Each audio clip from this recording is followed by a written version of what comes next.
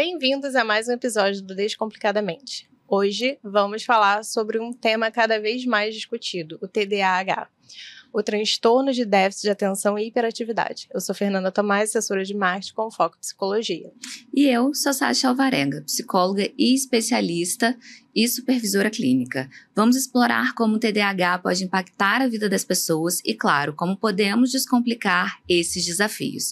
Esse podcast conta com o apoio da Clínica Foco, Psicoterapia e Educação Continuada, onde atuo como supervisora clínica. E eu posso te dizer que a Foco oferece um atendimento excelente com profissionais altamente qualificados. Para mais informações sobre agendamentos, basta apontar o seu celular para o QR Code na tela e visitar o site. E para esse papo tão necessário, temos o convidado Fabrício Deoloco.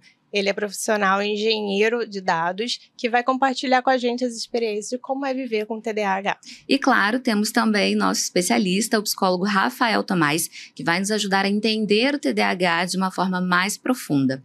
Vamos descomplicar? Bem-vindos ao Descomplicadamente. Muito obrigada pela presença de vocês, é uma honra. Bem-vindos. Rafael, pela segunda vez, da próxima já pede a música. Já virei sócio aqui do podcast. Obrigada, Fabrício, pela sua presença também. Obrigado pelo convite. Para a gente começar, a gente queria entender, Rafael, o que é o TDAH, porque existe uma fala que a gente escuta muito de que TDAH é coisa de gente preguiçosa e irresponsável. E aí a gente queria começar com você explicando o que é e quais os tipos que a gente tem, os subtipos, enfim. Sim. O TDAH, o transtorno de déficit de atenção e hiperatividade. É um transtorno relativamente comum, né? Os dados estatísticos apontam para 5 a 8% na população em geral. Então, se você pegar uma sala de aula, por exemplo, com 20, 25 alunos, né, quase certo de pelo menos um ali, né, ter o TDAH. Né? E é um transtorno muito estudado, né? A gente já entende, inclusive, né, quais são os comportamentos comuns, né, dos pacientes com TDAH, que são disfuncionais e que, comparados, né, com a população em geral, são muito mais frequentes entre as pessoas com TDAH do que nas pessoas que teriam ali um cérebro neurotípico, né, que é um cérebro com funcionamento mais parecido com a maioria das outras pessoas, né, que não tem o TDAH. Os pacientes com TDAH, né, a gente entende, né, que eles têm um funcionamento cerebral diferente, né, de outros pacientes, né, porque eles têm uma menor ativação dessa região do lobo frontal do cérebro. E por isso são pessoas mais impulsivas, são pessoas que têm uma dificuldade maior de direcionar e sustentar a atenção, né, são pessoas que podem ter um pouco mais de dificuldade de tomar decisões, né, e claro, né, podem, em alguns momentos, agir de uma maneira um pouco mais reativa, um pouco mais impulsiva, né? São pacientes, inclusive, que costumam ser um pouco mais sensíveis emocionalmente, né? E isso acaba aparecendo, né, de maneira mais intensa no período da infância, né? Tanto é que no período da infância a gente considera, né, que o paciente tenha que ter 6 ou mais sintomas de déficit de atenção, 6 ou mais sintomas de hiperatividade e impulsividade, né? Já na fase adulta, né, a gente considera que tem que ter 4 ou mais sintomas de déficit de atenção, 4 ou mais sintomas de hiperatividade e impulsividade. Isso porque, ao longo do tempo, a criança vai desenvolver, né, o seu lobo frontal do cérebro. E é mais comum o paciente adulto, como é o caso do Fabrício, né, apresentar mais sintomas de déficit de atenção do que propriamente da hiperatividade e impulsividade, né? O TDAH, ele tem sido muito estudado atualmente, né? Mas se a gente voltar no tempo, né, lá nos anos 70, 80, né, não se tinha, né, informações sobre TDAH. Então é por isso que a gente hoje em dia está diagnosticando, né, pacientes tardiamente, né, com o TDAH, né? E aí esses pacientes adultos com TDAH, né, eles apresentam, né, vários problemas em função do não tratamento do TDAH lá atrás, né? Então, lá nos anos 80, nos anos 90, né, Fabrício, assim, a criança era vista como sendo preguiçosa, vagabunda, né, não faz nada direito, é um capeta, não para quieto, né? Então era mais comum, né, haver uma repressão, haver uma desqualificação, né, daquela criança, haver uma dificuldade maior, né, assim, de adaptação em função disso, né? A partir ali dos anos 90, anos 2000, né, já começaram a propagar mais informações sobre o que é o TDAH, e que bom, né, começou a haver, né, um movimento, né, para favorecer, né, a adaptação das pessoas que sofrem com o TDAH, né?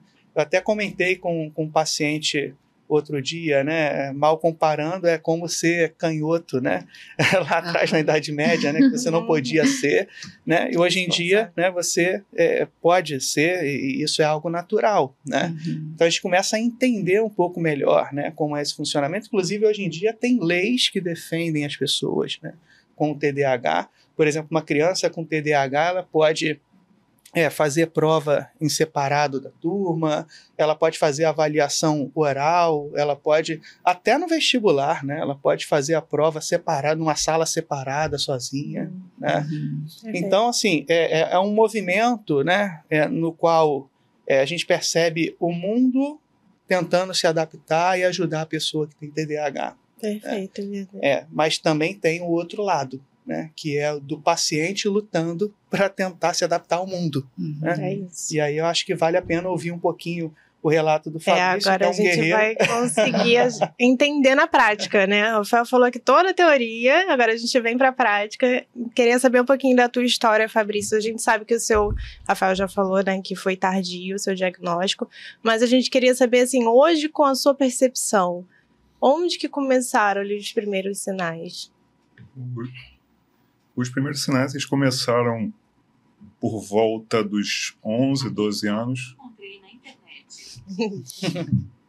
A Siri falando, desculpa, gente. Começaram... Vamos lá. Os primeiros sinais começaram pelos 11, 12 anos, em que eu tinha uma boa performance escolar. Eu nunca fui um aluno que estudava.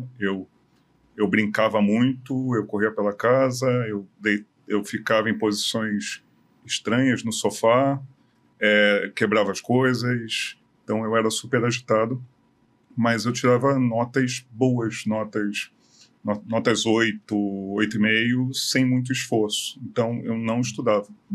Era uma coisa que acontecia naturalmente. Com 11, 12 anos isso começou a piorar e as minhas notas começaram a cair. E os meus pais começaram a acreditar que isso era uma situação que eu estava me comprometendo um pouco com o estudo, que eu não queria melhorar. Mas eu consegui levar até o início ali do ensino médio, até o final do ensino fundamental, eu consegui bem. Quando eu fui para o ensino médio, que o negócio começou a não funcionar mais. Que eu passei por uma escola técnica pública, eu não tinha dificuldade de passar num concurso, mas a minha dificuldade era me manter.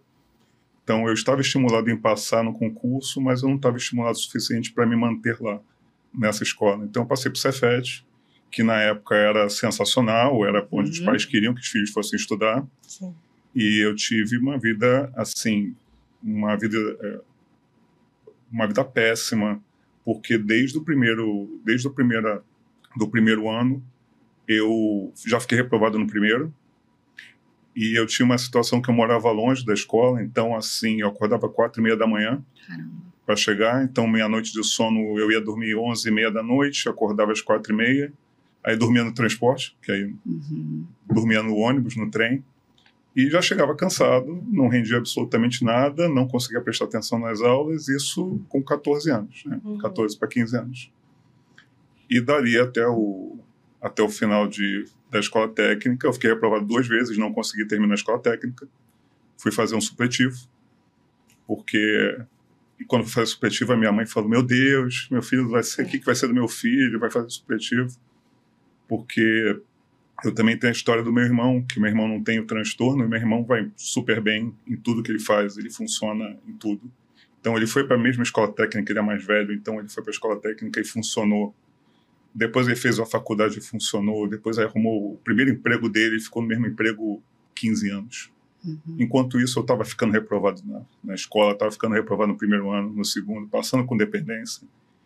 E A diferença de idade de vocês É, muito 3 grande? anos. É muito 3 triste essa anos. comparação, né? Às vezes é declarada e às vezes é velada, né? Uhum. Essa comparação entre irmãos quando um tem o TDAH e o outro não. E na época ninguém sabia que você tinha, era tido como preguiça de estudar. Você falou assim, com 11, 12 anos começou a mudar, eu comecei a ir mal. O que começou a acontecer? Você não conseguia mais prestar atenção nas aulas? Como é que eu não que foi? conseguia mais aprender.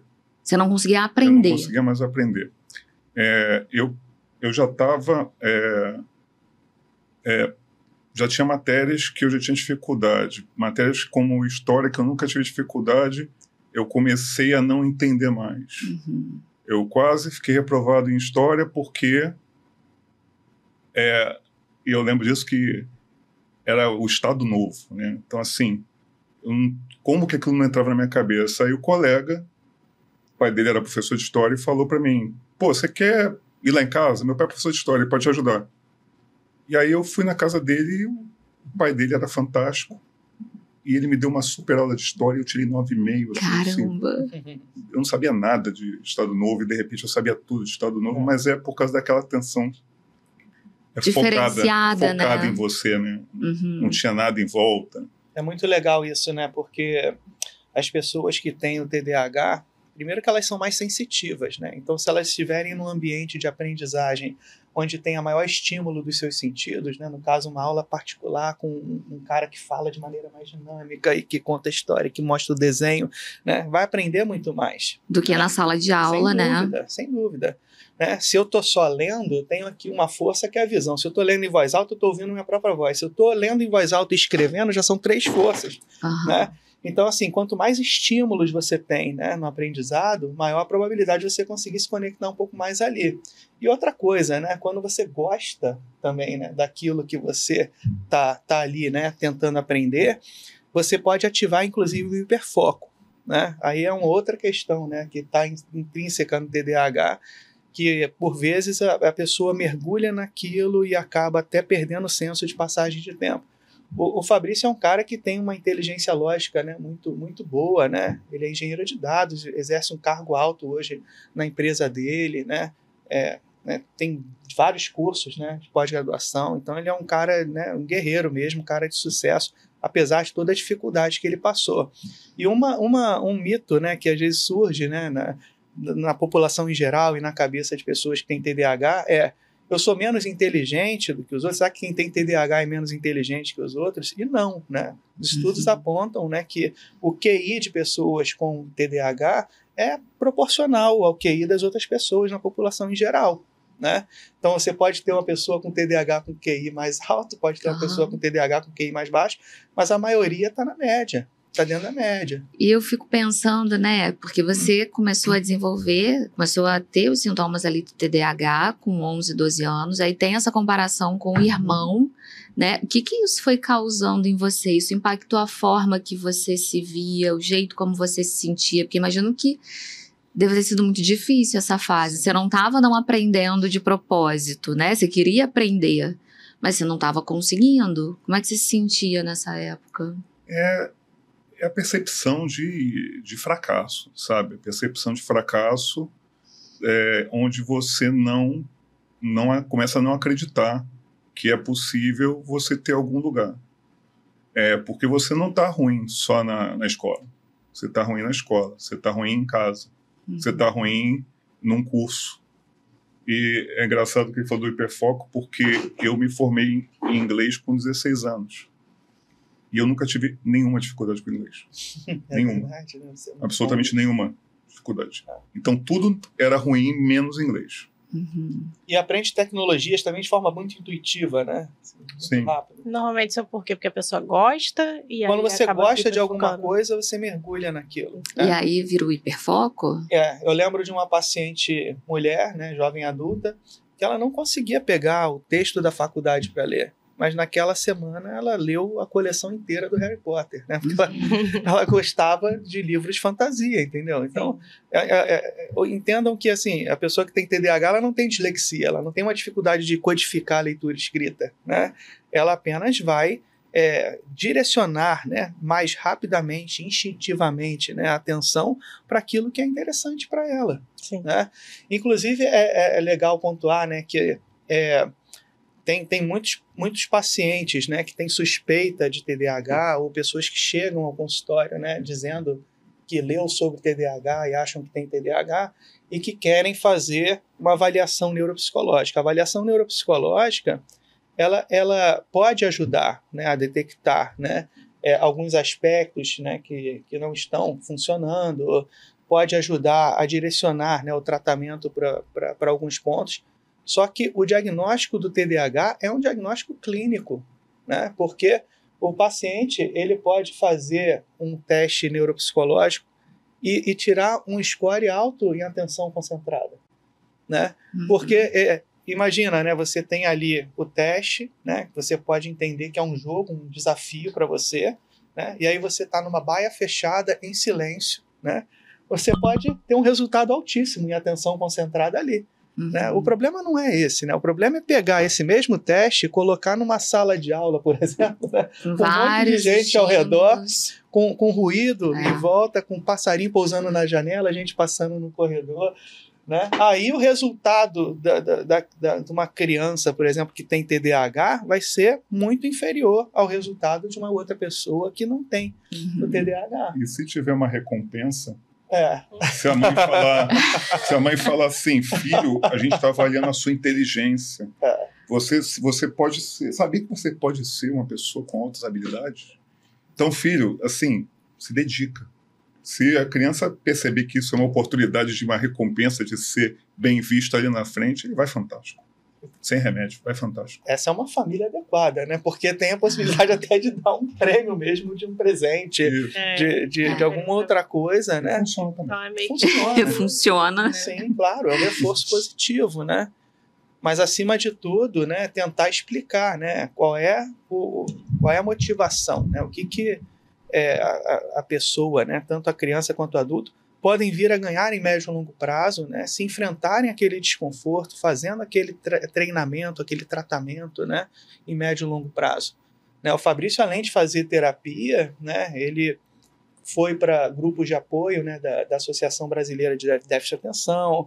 O Fabrício ele fez curso de Mindfulness, né, que está super em alta, né, assim, fazer práticas contemplativas, né, para aumentar a capacidade de se conectar mais e melhor ao momento presente.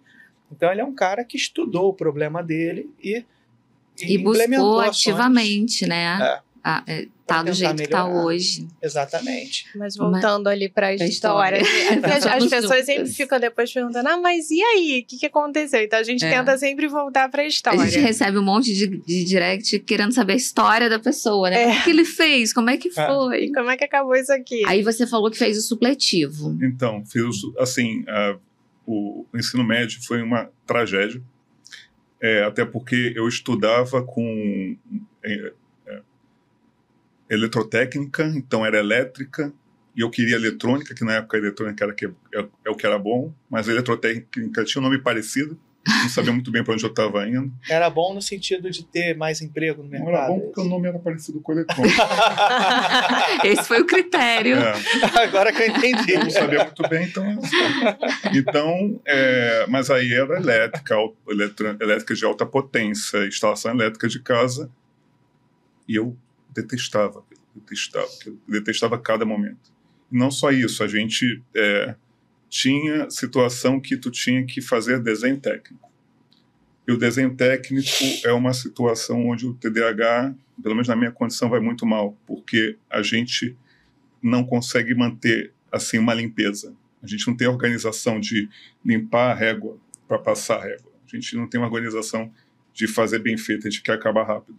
Então, assim, era uma situação péssima, com notas horríveis e que me levaram a várias repetências. E nesse último ano, que foi o quarto, que já era o quinto, quando eu vi que ia ficar reprovado, eu falei para minha mãe, eu estou saindo da escola técnica. Aí minha mãe chora de novo, né, porque, pelo amor de Deus, filho, o que vai ser da sua vida? Eu falei, mãe, eu não sei, porque eu já estou empregado. Porque eu estava ficando reprovado, mas eu era estagiário, e estava já prestes a ser contratado, porque eu não precisava que eu fui... a situação é engraçada. Eu fui contratado como desenhista. A matéria que você mais odiava. Mas desenhista de computador, porque já não era mais o desenho na mão. Então, já estava indo um pouco para a minha área. Então, eu já estava com emprego. Eu falei para minha mãe, eu não preciso da escola técnica, porque eu estou empregado. Não preciso disso aí, não. Começou como desenhista e virou arquiteto didático. Uma relação aí. Mas aí eu fiz esse supletivo, que era um supletivo com pré-vestibular, e eu passei para engenharia de computação na UERJ. Bom? Não. Eu passei para engenharia de computação na UERJ e eu estudei no último mês de férias. Eu tirei férias no trabalho para estudar para o vestibular. Então eu estudei um mês para conseguir passar para engenharia de computação na UERJ. Caramba! E foi um estudo muito dedicado, onde eu acordava às 7 da manhã, assistia Ana Maria Braga, até umas 9, depois fazia um lanche, porque ninguém é de ferro, depois eu abri o caderno, mas já era 11, já era quase a hora do almoço, almoçava, aí dava um soninho depois da tarde, que eu estava de férias, né? Eu só ia ter aula à noite. Então, dormia até umas 3, aí estudava de 3 a 3h30, aí já tinha um lanche da tarde, e depois eu ia para a escola, para o supletivo à noite. Então, assim, me dediquei muito, e aí eu consegui passar. E quando passei, foi uma repetição da escola técnica, onde eu passo, e a faculdade foi uma tragédia, e passei para engenharia de computação, que era o que eu queria, era para onde eu queria ir. Mas eu não funcionava. A parte acadêmica não funcionava, o estudo não funcionava. Eu lembro de cena de estar assistindo aula de cálculo, sentado, olhando para a matéria, olhando para o professor e pensando, cara, eu preciso prestar atenção. Cara, eu preciso. Olha só, o professor está falando, anota. Daqui a pouco, anota. Será que minha nota vai ser boa? Se eu estudar, a nota vai ser boa. Então, volta, Fabrício. Anota as questões. Aí eu já tinha passado meia hora da aula. Esse pensamento vai voando, né? Quando você vê, já você foi. Liga qualquer contexto que estiver acontecendo em volta. Inclusive, nas mídias sociais aumentou muito, né, a busca por 2 termos, né? Daydreaming, né, que é o sonhar acordado, né? E o mind wandering, né, que seria, em português, um devaneio, né? A pessoa fica ali em devaneio. Não é uma questão só do TDAH, tá? Mas é claro que no TDAH é algo mais frequente, né? Algo mais comum, né? Então, aquilo de você estar olhando para a pessoa está falando com você, e quando a pessoa tem uma fala um pouco mais lenta, arrastada, você para de prestar atenção no que ela está falando e entra em devaneio. Interessante do Fabrício falar que ele passava, né? Ele passou para o UERJ, ele passou para o Cefet, mas não é... estratégias, né, possíveis, né? Então, assim, você falou do copiar. Hoje em dia, muitos pacientes meus com TDAH gravam a aula, né? Às vezes pra até, ficar tentando repetir, às vezes até nem pedem permissão, né? Mas gravam a aula, né? Tentam transcrever a aula, né? Para poder justamente revisitar o conteúdo e pegar aqueles leques de... Mas eu já ouvi de duas pessoas diferentes falando que foram em psiquiatra e que o psiquiatra falou, não, você não tem TDAH porque você trabalha com isso, porque você conseguiu se formar nisso aqui. Esse e é outro já dá mito, né? Do TDAH. Você quer falar sobre isso, Fabrício? Não, falar só sobre a anotação que você disse, que a gente anota, mas a gente nunca mais volta. A gente nunca mais volta no caderno, assim, não é um... Então, é uma estratégia que, e assim, até hoje... É mais comum pegar o caderno do colega, né, para estudar. Sem medicação medicação com nota para poder entrar, né, para poder funcionar. Mas, agora eu perdi o mito. O mito é que tem alguns profissionais da área da saúde, não só psiquiatras, né? Tem alguns profissionais da área da saúde que dizem que o TDAH não existe, né? Que é frescura, né? Que é Teve uma paciente que foi no consultório, né? E ela falou para o psiquiatra que tinha TDAH, e o psiquiatra falou para ela que TDAH era falta de porrada na infância. Chega a esse nível de absurdo, né? A gente tem péssimos profissionais em qualquer área, né? Mas quando você tem um péssimo profissional na área da saúde, né, isso é muito sério, né? Pode destruir com a vida da pessoa de uma forma absurda. Sim, e vocês falando, né? eu fico pensando, como é que isso afetou os seus relacionamentos, as suas relações em casa, com a família, com os amigos? Teve algum impacto esse funcionamento ou não? Com a família, aquela situação em que você não é muito adequado, né? Uhum. A situação que os tios te chamam, você está numa mesa e quem vai derrubar a jarra na mesa vai ser você. Quem vai tropeçar e vai derrubar alguma coisa vai ser você. Eu lembro de uma tia minha falando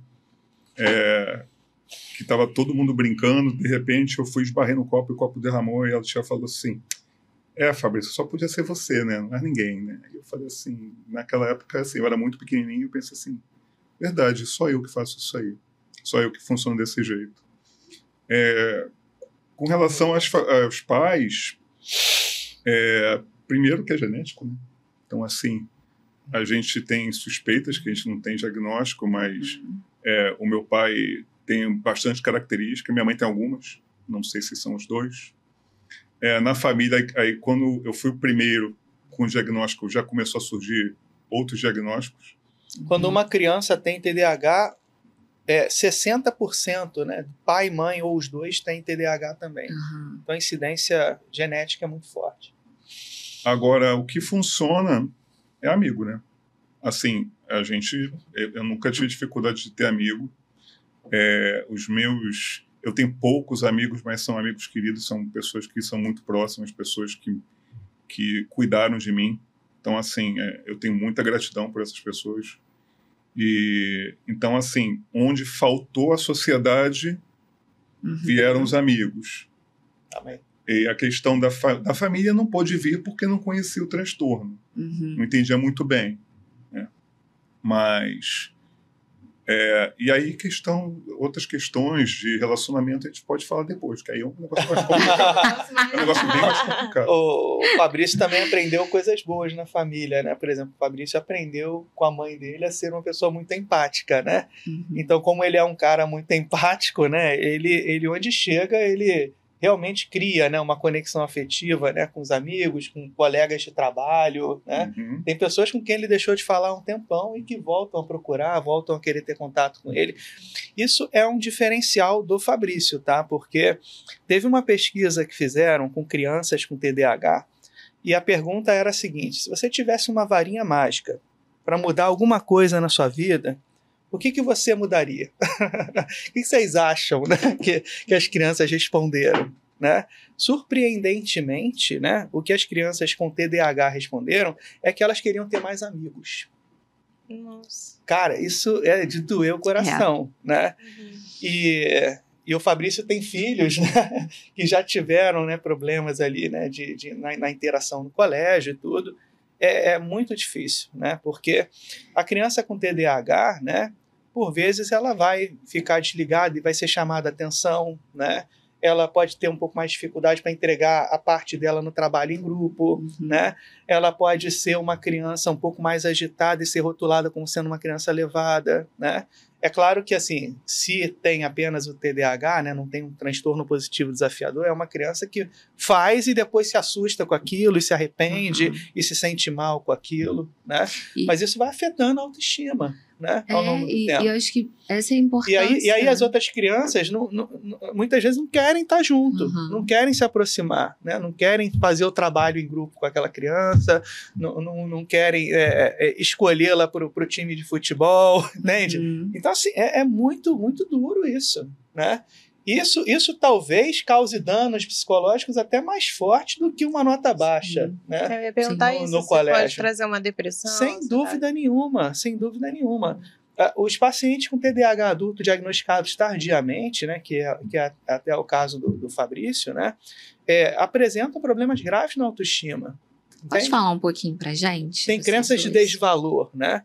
E a gente tem falado muito hoje em dia sobre o fenômeno impostor, né? Que às vezes a pessoa consegue até entregar o trabalho bem feito, ter resultados bons, mas ela pensa que, não, na verdade eu estou enganando todo mundo aqui, na verdade eu sou uma farsa, né? A qualquer momento vão descobrir que eu não sou tão bom assim, né? Eu nem deveria estar aqui, né, no meio dessas pessoas, entende? Né? Porque lá no fundo, né, existe uma crença de desvalor. né? Eu sou incapaz, eu sou um desajustado, eu não sou bom o suficiente. Mas né? quando é que passa essa fase aí? Estou esperando. De forma gradual, você está melhorando. A autoestima do Fabrício melhorou muito ao longo Isso que eu dos ia últimos anos. perguntar. Você tinha uma autoestima baixa, teve, né, impactou, e hoje, assim, né, ao longo do tempo, vem estando melhor? Sim. Quando a gente começou a terapia, uma das minhas questões era que eu não sabia o que eu estava fazendo aqui, não sabia que eu não era um bom profissional, eu não era um bom marido, eu não era um bom filho, porque eu também não procurava. É uma outra questão que a gente também tem mais dificuldade. A gente precisa de amigos que te busquem, porque você tem dificuldade de buscar os amigos. Então, é uma característica que só funciona se for assim. Então, eu entrei na terapia falando. Uma das frases que o Rafael me disse foi: o que você gosta de fazer? Aí eu falei: eu gosto de brincar com meus filhos. Tá, e para você? Eu não tenho nada que eu gosto de fazer. Mas alguma coisa? Falei: absolutamente nada. Não tem nada que eu gosto de fazer. Então, assim, a gente começa a se desconectar da gente, né? Então, a autoestima, nesse momento, não tem, porque você não se considera apto a absolutamente nada. Mas hoje você sabe, né? Um monte de coisas. Tá melhor, tá melhor.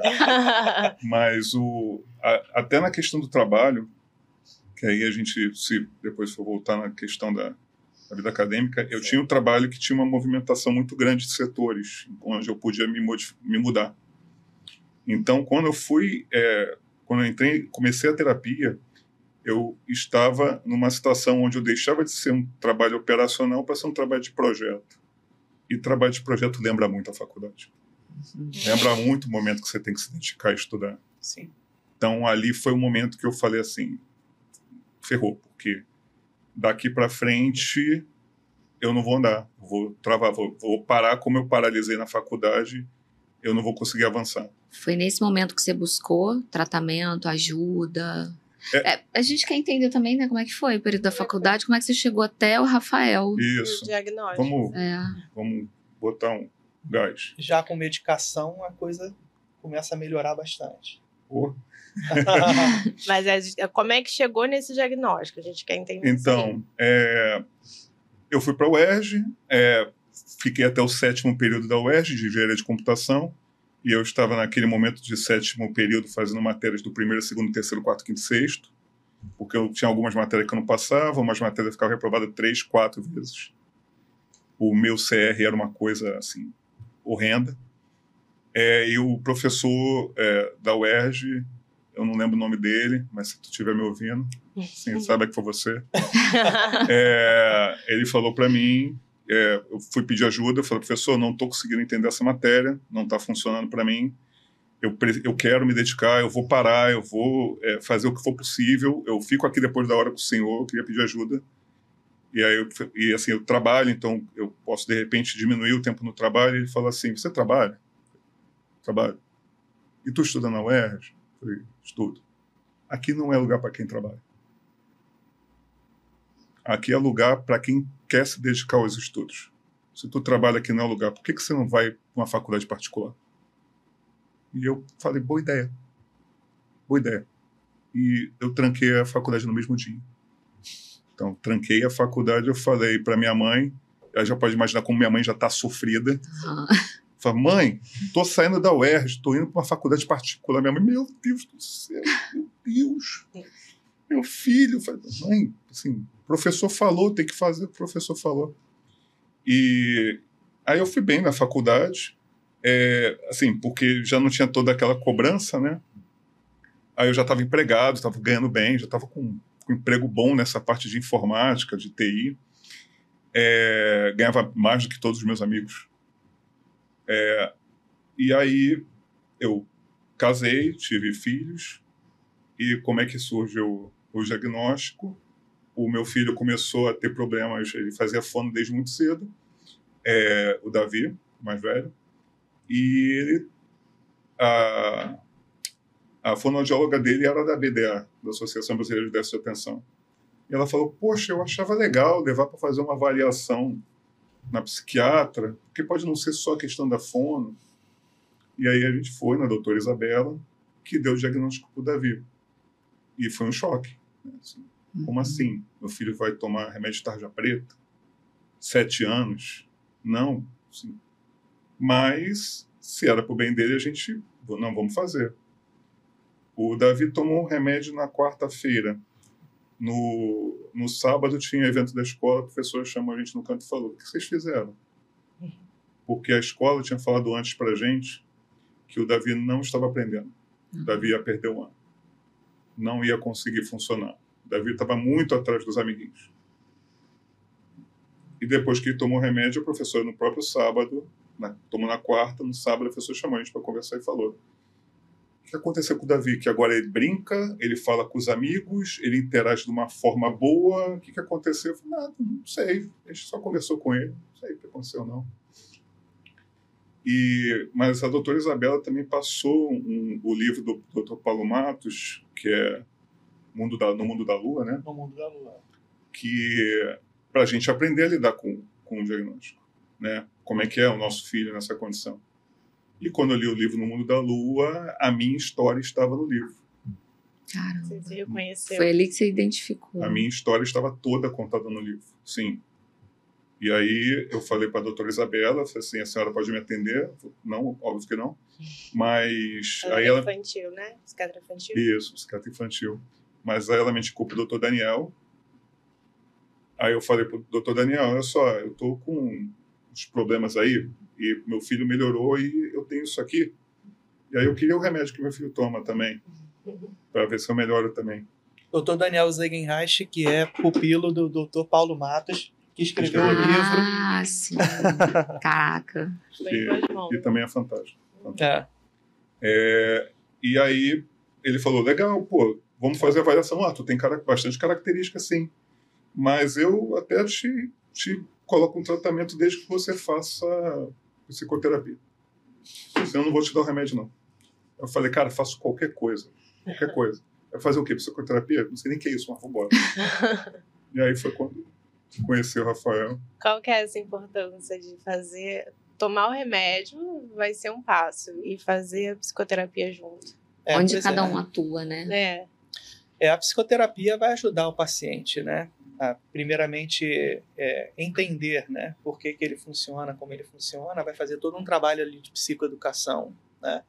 A gente faz uma monitoria também, né, dos sintomas ao longo do tempo para tentar confirmar, né, que está tendo melhora o tratamento, né?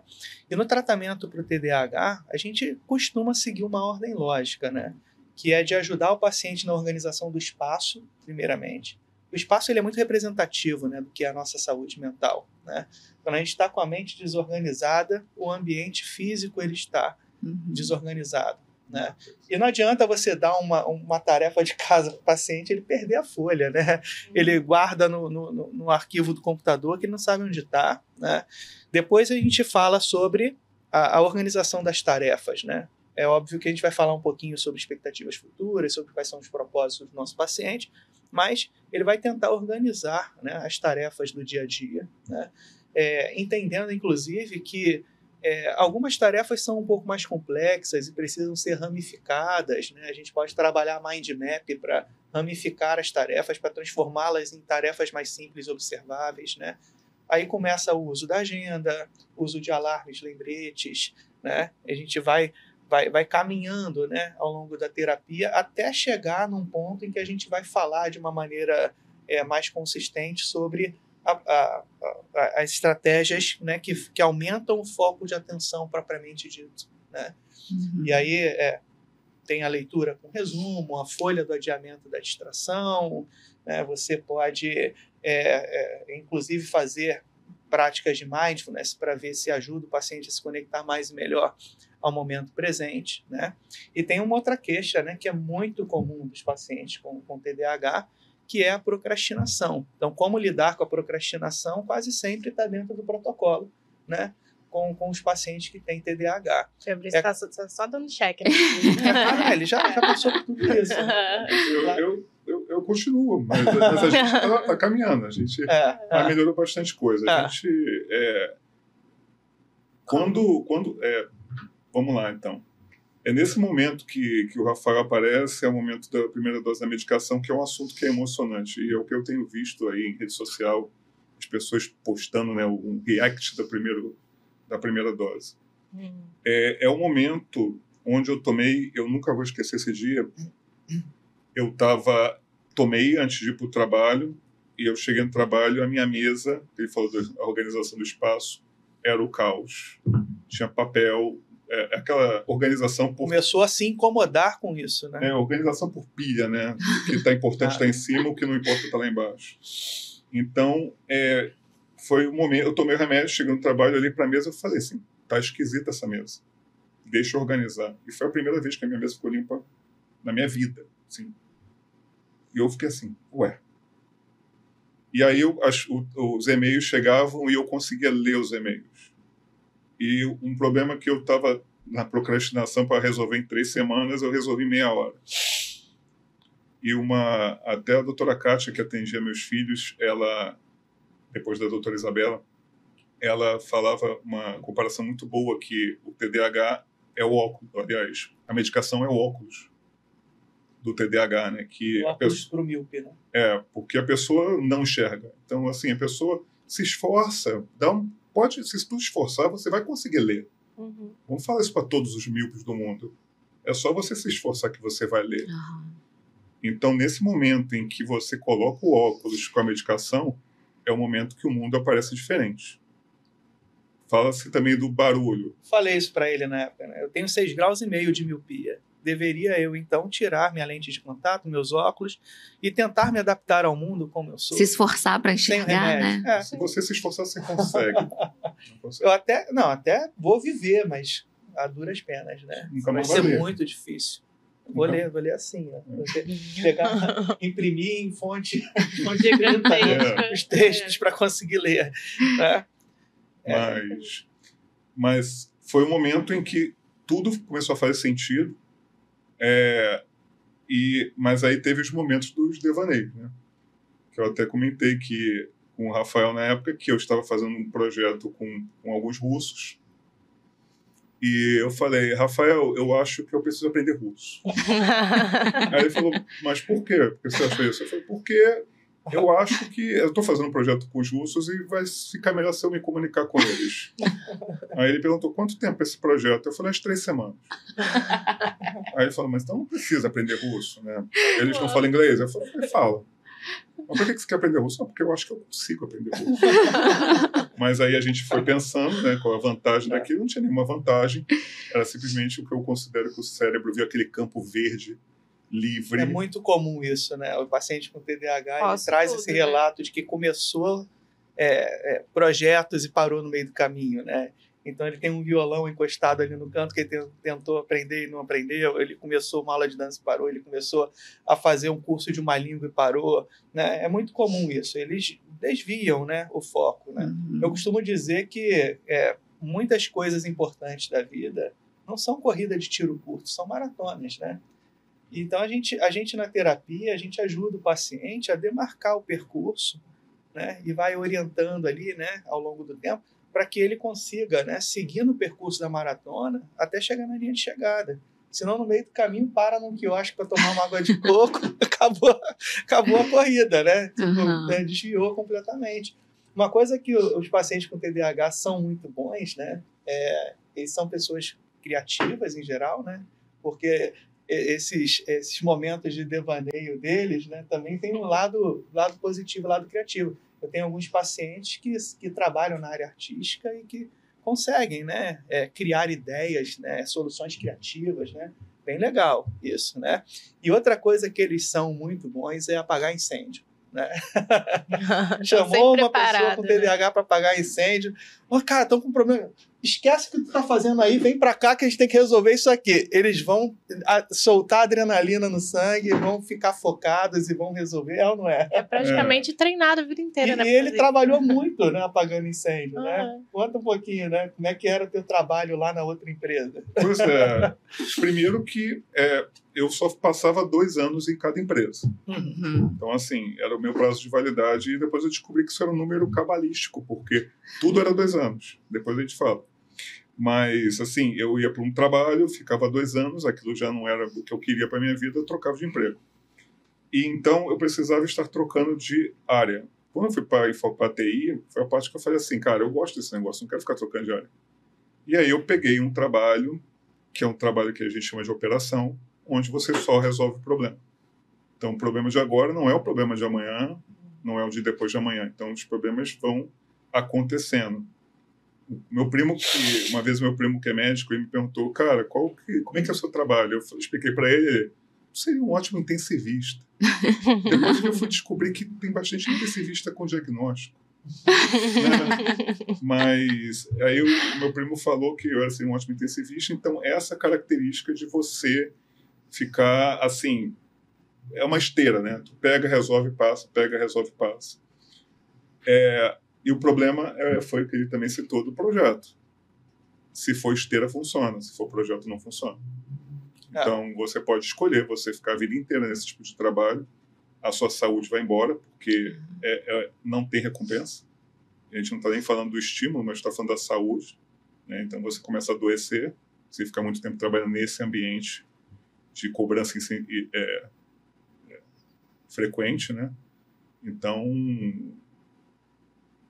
chega uma idade que já não está muito adequada, aquele negócio da operação, você precisa evoluir na tua carreira, para tu evoluir tu tem que mudar o foco, e ali é a parte onde eu travaria. Então, quando você está trabalhando numa empresa, né, onde tem ali, né, uma equipe, estão dizendo para você o que você tem que fazer, quando você tem que entregar, então existe um fator externo ali que está meio que gerenciando você. Né? O problema maior, né, de quem tem TDAH é quando você tem que tocar um projeto que vai ser para você tão somente, você não tem data limite, né, de entrega, né, e você muitas vezes não para, né, para mentalizar, né, o que você poderia ganhar de bom ou de ruim com aquilo. Então são 3 aspectos essenciais que a gente tem que tentar neutralizar para diminuir a procrastinação. Né? Então, se você quer realizar alguma coisa, seria, né, bom você tentar assumir compromisso para com uma outra pessoa, né? Você tentar estabelecer datas limites, né, para aquela entrega, né? E você tentar mentalizar o que você poderia vir a ganhar de bom com aquilo, né? Aumentar a sua motivação. Tá? Eu concordo em parte, né? Porque o que acontece? Ter alguém para te cobrar, assim, até medicado, é uma situação que funciona muito bem para mim. Por exemplo, se eu estou num projeto e tem um gerente de projeto que consegue me acompanhar, eu sei que eu posso levantar voo e ele está com uma corda para me puxar para baixo, e assim, é uma combinação que funciona muito bem. Eu trabalhei 7 anos com um gerente de projeto que ele era super assertivo. Isso foi uma química muito boa, foi uma situação que sempre funcionou muito bem. Agora, isso medicado, né? Sem a medicação, isso causa sofrimento, porque a outra pessoa não vai entender por que tu não se comprometeu. A pessoa não vai entender por que você prometeu que ia entregar no prazo e você está navegando, vi isso outro dia, aprendendo a vida dos orangotangos, né? Essa situação que a pessoa faz. Então, sim, funciona, melhora ter alguém te controlando, só que não é o suficiente para tu ter uma vida adulta boa. E você está falando da vida profissional. E na vida pessoal, tem algum caso assim que você conseguiu contar bem dessa relação? O número cabalístico dos 2 anos funcionava também na vida pessoal, né? Na vida amorosa. Eu tive vários relacionamentos amorosos, assim, relacionamentos bons, assim, com boa troca, em que quando chegava um determinado período, o interesse desaparecia. Desaparecia o interesse sexual, desaparecia alguma estrutura, desaparecia a base, aquilo deixava de fazer sentido. você não deixava de gostar. Você só não entendia o que você estava fazendo ali. Então, os relacionamentos duravam... assim, não era uma situação onde eu tinha muitos relacionamentos curtos. Eu tinha muitos relacionamentos longos de 2 anos. Então, eram 2 anos, 2 anos acabava, 2 anos acabava. E aí eu tive, assim, eu comecei a entender como é que isso funcionava. Eu tinha uma brilhante ideia de não deixar chegar a 2 anos. Era só eu fazer alguma coisa antes. Aí eu comecei a me casar com 6 meses. Que aí você poderia, assim, tu sabia que tudo ia durar um pouco mais. Então, assim... Isso era intencional? Ou seja, sabia que estava fazendo por isso? Ou depois que você entendeu isso? Eu entendi depois, mas, assim, hoje eu olho e vejo, cara, o que te levou aquilo, né? Assim, já era a situação, cara, daqui a 2 anos isso aqui tá acabando. Então eu vou casar. Se eu casar, eu não vou sair, né? Aquela situação. Eu pulo na piscina e depois eu vejo, né? O lado mais impulsivo, né? Tem até uma história engraçada, né, do Fabrício, né? Que no período de pandemia a gente fez as sessões online, né? Aí, e a vida dele estava virada de cabeça para baixo, porque ele tinha passado por mudança de apartamento, né? Os filhos ficando lá com ele e tal. Nível de estresse lá nas alturas. Quando a gente aumenta o nível de estresse, sintomas de TDAH pioram, né? E aí ele virou para mim na sessão e falou assim: Rafael, eu tô pensando em pegar um cachorro. Aí eu falei para ele: Fabrício, vamos avaliar os prós e contras, né? O que você vê de bom e de ruim em pegar um cachorro nesse momento? Aí ele pegou o cachorro e mostrou na câmera. Foi ou não foi? Eu achei engraçadíssimo, né? Falei, agora vamos valorizar os aspectos positivos da sua escolha. O cachorro, né? O que tem de bom em ter um cachorro, né? Porque a decisão já está tomada. Era um cachorro, assim. Hoje tem 40 quilos. Meu Deus! No apartamento. Lindo cachorro, né? Já há uma relação de amor, né? Ali com o cachorro na família. Mas aí você vê que o tratamento não assim, não é... Tem momentos... Tem altos e baixos, né? Foi o que eu falei.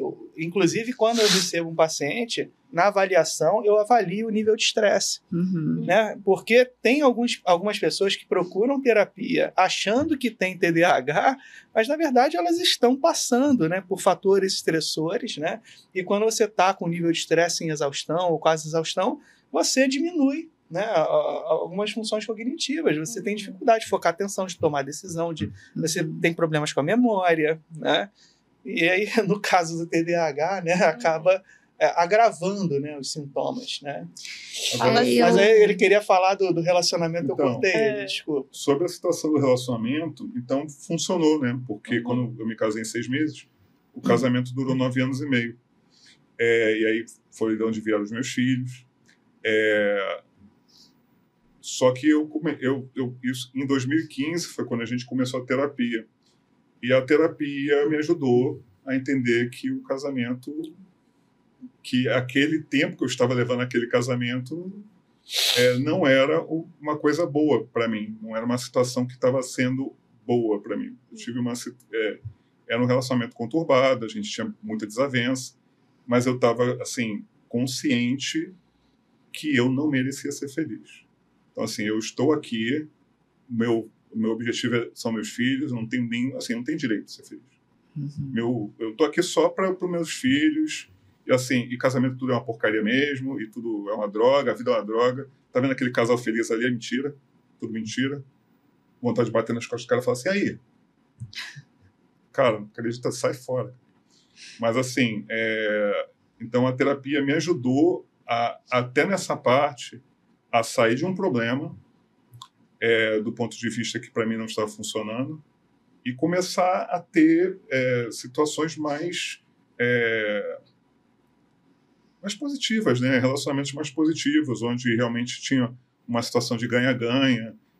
Aí a gente passou por muitos altos e baixos, mas desde que eu comecei a terapia, as questões de relacionamento também são mais funcionais. A gente, quando acaba porque tem que acabar, não tem uma situação de perda de confiança. Então, assim, isso reduziu bastante também com o tratamento e me levou a ter relacionamentos melhores e agora eu estou num relacionamento que funciona bem, que é bacana, que funciona com os meus filhos. E a gente pode colocar isso... O que a gente consegue observar em terapia é que quando o paciente, né, consegue se tornar mais funcional, né, diminuir seus esquemas desadaptativos, ele começa a perceber e se incomodar um pouco mais com a disfuncionalidade dos outros, né? Esse relacionamento mais longo que o Fabrício teve, né, foi sofrido para ele, porque ele estava naquele relacionamento com a autoestima dele fragilizada, então ele se autossacrificava muito na relação, ele se subjugava, né?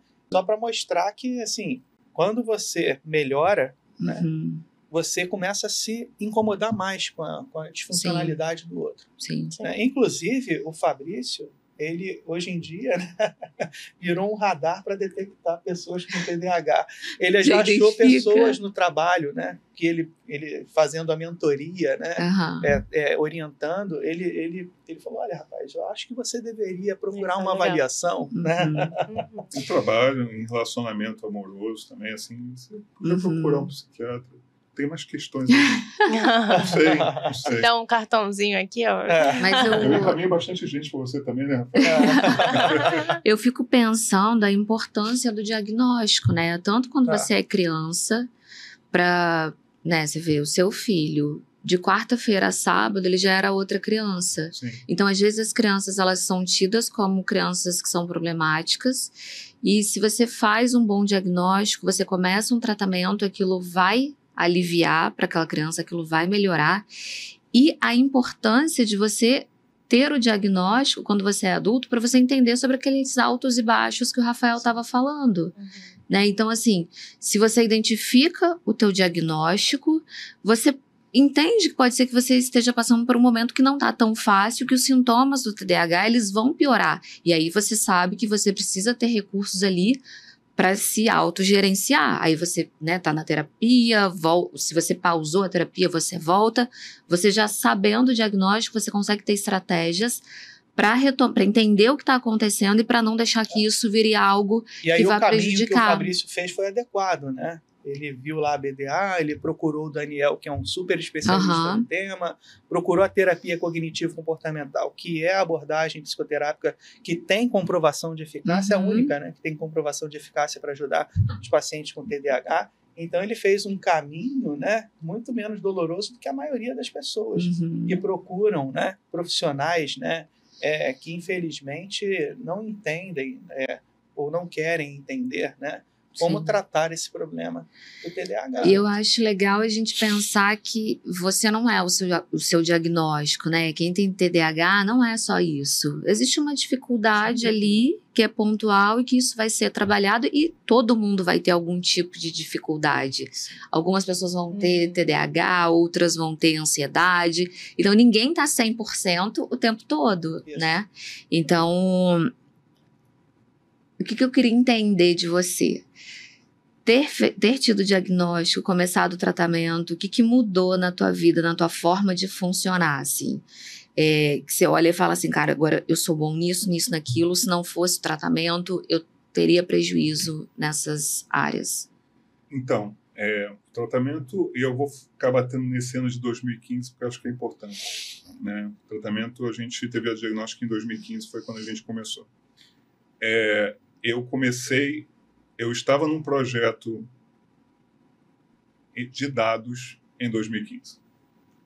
E até aquele momento eu não sabia muito bem o que eu estava fazendo. Assim, eu estava trabalhando com projetos, mas é aquela situação que eu falei que não ia bem o projeto, que meu chefe me chamava e falava, cara, o que está acontecendo?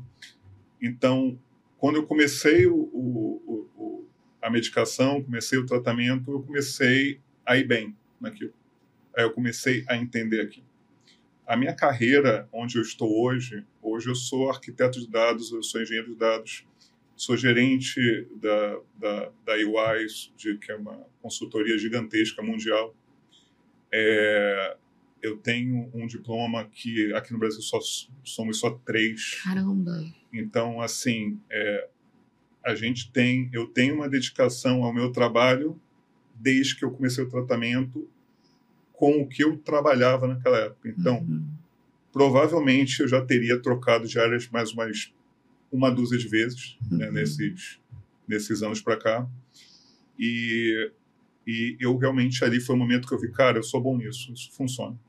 Isso funciona, inclusive, a síndrome do impostor, assim, eu não sou tão bom, mas assim, até que eu vou bem nisso. Aí daqui a pouco tu olha em volta, tu vê, cara, eu tô sozinho aqui e eu tô indo muito bem nisso. Então, assim... E você já está muito mais receptivo aos elogios e boas avaliações, né? A gente até acredita, às vezes. Assim, então, a minha carreira surgiu depois do diagnóstico. Onde eu estou agora surgiu por causa do diagnóstico. A questão da BDA foi importante porque quando eu comecei a frequentar, e antes da pandemia eu parei, mas era uma situação onde eu queria passar para os pais que funcionava. Assim, olha só, pessoal, a minha carreira está funcionando, eu tenho um bom emprego. Eu estou na mesma empresa há X anos. Os meus filhos aprenderam a ler. Olha só, meus filhos aprenderam a ler. Funciona com eles, vai funcionar com o filho de vocês. Então, era um pouco de contribuir com isso. E eu acho legal a gente ter esse exemplo do Fabrício, né, de que em algum momento ele encontrou o diagnóstico. Uma coisa importante é que o mesmo comprometimento que você começou a ter ali com o trabalho, de não abandonar, você também teve com o tratamento. Sim. Né? Você aderiu ao tratamento e isso faz muita diferença. E você é um caso que, cara, é esperança para muitas famílias que recebem o diagnóstico de uma criança que tem TDAH. Porque se a gente entende, faz o tratamento, se empenha naquilo ali, olha aí. E é muito importante que os pais que têm a criança, que sejam especialistas. Assim, o Rafael deve lembrar. Eu falei para ele, cara, meu filho tem, que na época era só o mais velho. Depois descobriu que o mais novo também tinha. Cada um com a sua característica. Aí o mais velho tem o TDAH com o transtorno do espectro autista, nível 1. E o mais novo tem TDAH com ansiedade, que aí o mais novo parece bastante comigo. Né? Então, assim, eu falei, cara, eu tenho que saber tudo disso. Tenho que saber absolutamente tudo. Assim, eu tenho que aprender com o Rafael, aprender com o Daniel, aprender com os psiquiatras que vieram depois, com a doutora Norma, com a doutora Kátia, que me acompanha, a doutora Isabela, que me acompanha nesse período, que eu precisava saber tanto ou mais com eles. Eu precisava compartilhar a experiência com medicação. O Rafael, estou tomando a medicação tal, tá? Estou vendo aqui como é que está funcionando. Mudei agora, essa semana. Não funciona tão bem quanto a outra funciona melhor. Ou então, assim, depois de um tempo, Rafael, eu estou percebendo que o nível de distração está aumentando. E aí, olha só, conhecendo cada funcionamento. Além né? dele buscar por conta própria conhecimento, ele esteve na mão de profissionais que passavam para ele também, né? Muito do que já sabiam. Né? Então, o médico, a médica, não só dava a prescrição do remédio, mas explicava para ele como o remédio ia funcionar, o que se esperava em médio e longo prazo, quais eram os possíveis efeitos colaterais, né? Por que ele tinha que, né, tomar o remédio naquela dose, naquele horário. Né? Assim como na TCC, na terapia cognitivo-comportamental, né, a gente não guarda com a gente o conhecimento, né? Então, a gente recomenda textos, vídeos, né?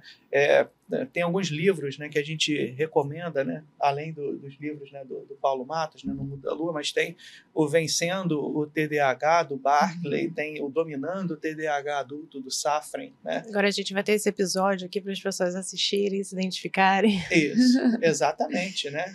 Esse conteúdo de vocês é importantíssimo. Né? Verdade. E assim, acho que é admirável, né, a coragem do Fabrício de vir aqui, se abrir. Inclusive, eu tô sentindo falta de uma história que você me contou no briefing, que era uma história sobre atraso, que as pessoas hoje em dia, todo mundo que se atrasa fala, meu TDAH.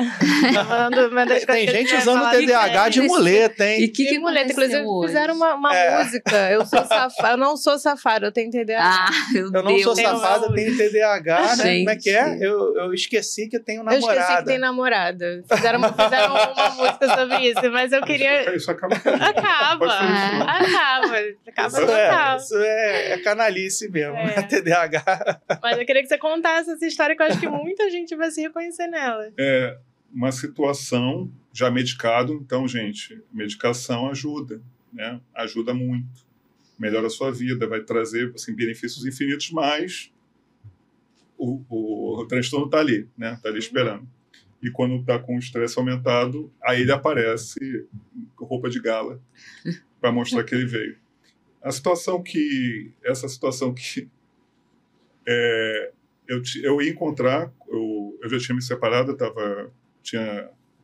estava com a primeira namorada depois do divórcio, e eu tinha marcado com ela de encontrar com ela depois do trabalho. Ela iria me encontrar perto do meu trabalho, mas eu não estava legal no trabalho. Eu falei, cara, vou aproveitar, vou sair um pouco mais cedo, vou no shopping, porque eu quero trocar uma camisa no shopping. Vou aproveitar que eu estou saindo mais cedo, vou no shopping, e na volta eu já encontro com ela.